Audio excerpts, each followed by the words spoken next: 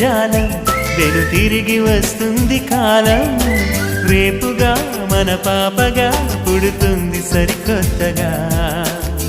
నీవు నాకు తోడుగా నేను నీకు నీడగా ప్రతి రేయి తీయగా పిలుస్తోంది హాయిగా ఇలా ఉండిపోతే చాలుగా